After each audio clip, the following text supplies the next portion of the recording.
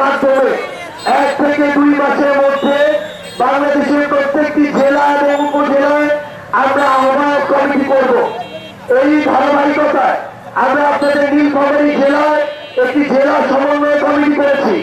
সেই জেলা সমন্বয় কমিটিতে যারা রয়েছেন তারা এই জুলাই এবং সর্বোচ্চ সেপ্টেম্বর মাসের মধ্যেই তাদের জায়গা থেকে আমাদের নীলফামারী জেলা এবং নীলফামারী জেলার যে উপজেলাগুলো রয়েছে সেগুলোর আহ্বায়ক কমিটি আমাদের কাছে প্রস্তাব করবে।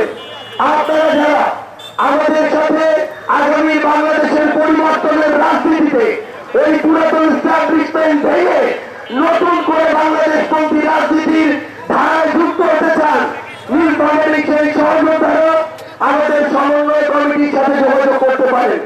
বান্ডেল থাকলে প্রতি সেনমানিতে টাকা বাঁচবে। বিকাশ সেনমানি বান্ডেল কিনে জিতুন প্রতি লেনদেনে। যদি গণ অভ্যুত্থানের পরে আমাদের এই সকল দাবি পূরণ হয়ে যেত তাহলে আমাদের রাজনৈতিক দল গড়া লাগতো না, কিন্তু আমরা দেখছি 7 মাস 8 মাস আজ 1 বছর হয়েছে কিন্তু এই সকল দাবি পূরণ করা হচ্ছে না। কেবল নির্বাচন নির্বাচন নির্বাচন বলে আমাদেরকে সামনে একটা গোলা ঝুলানো হচ্ছে। আমরা এই ধরনের কোন ধোঁকাবাজিতে বিশ্বাস করব না। আমরা অবশ্যই নির্বাচন চাই, আমরা নির্বাচিত সরকার চাই, কিন্তু অবশ্যই এই গণ অভ্যুত্থানে যারা হত্যা করেছে সেই শেখ হাসিনা এবং তাদের দোসর যারা বাংলাদেশের প্রতিটি এলাকা এলাকায় এখনো লুকায় আছে তাদেরকে বিচারের আওতায় অবশ্যই আনতে হবে। শেখ হাসিনাকে দেশে এনে বিচারের আওতায় আনতে হবে। এই শেখ হাসিনার বিচার না হওয়া পর্যন্ত এই শহীদ রুবেলের বাবা আমাদের সকলের মনে যে দাউ দাউ করে আগুন জ্বলতেছে সেই আগুন কোনোদিন নিভবে না। বন্ধুগণ, আমরা বলছি মৌলিক সংস্কার হইতে হবে, রাষ্ট্রের সংস্কারের মধ্য দিয়ে নির্বাচনের দিকে যাইতে হবে। আমরা আরো বলছি বাংলাদেশে একটা নতুন সংবিধান লাগবে। যে আওয়ামী লীগের সংবিধান, যে মুজিববাদের সংবিধান, সেই সংবিধানকে ছুঁড়ে ফেলে দিতে হবে। সেই সংবিধান আপনারা আমার অধিকার রক্ষা করতে পারে নাই। সেই সংবিধান আমাদের যখন রাস্তায় মারা হয়েছে, আমাদের যখন গুম করা হয়েছে, আমাদের মানবাধিকার রক্ষা করতে পারে নাই। ফলে সেই সংবিধান, যে সংবিধান জনগণের সংবিধান নয়, সেই সংবিধান রাখার আর কোনো মানে হয় না। ফলে বন্ধুগণ, আমরা পুরো দেশব্যাপী দেশ গড়তে জুলাই পদযাত্রা কর্মসূচি হাতে নিয়েছি। আমরা প্রথমে উত্তরবঙ্গ এসেছি, রংপুর গিয়েছি, গাইবান্ধা গিয়েছি, আজকে নীলফামারী। কারণ আমরা মনে করি যে উত্তরবঙ্গ বৈষম্যের শিকার, এই উত্তরবঙ্গ থেকে আবু সাঈদ শহীদ রুবেলরা দাঁড়িয়েছিল। ফলে উত্তরবঙ্গের প্রতি আমাদের আলাদা দায়বদ্ধতা আছে।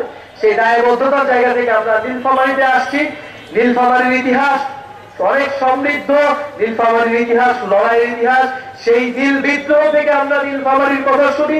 বন্ধুগণ, এই গণ অভ্যুত্থানের মধ্য দিয়ে আমাদের নীলফামারী জেলায় আমাদের যারা বৈষম্য বিরোধী আন্দোলন করেছেন, আমাদের গণ অভ্যুত্থানে অংশগ্রহণ করেছেন, তারা আমাদেরকে সমর্থন দিবেন, সহযোগিতা করবেন।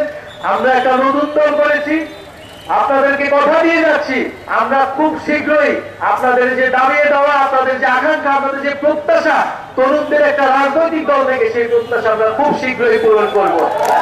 শুরু হয়েছে standard charter channel I agro অ্যাওয়ার্ডের 10ম আয়োজনের মনোনয়ন গ্রহণ। এবার নতুন ক্যাটাগরি বছরের সেরা ছাদ কৃষক সহ মোট 13টি ক্যাটাগরিতে পুরস্কার প্রদান করা হবে। মনোনয়ন গ্রহণ চলবে আগামী 15 জুলাই 2025 তারিখ পর্যন্ত। বিস্তারিত জানতে ভিজিট করুন www.agroaward.com এবং ফোন করুন 018737000556 এই নম্বরে।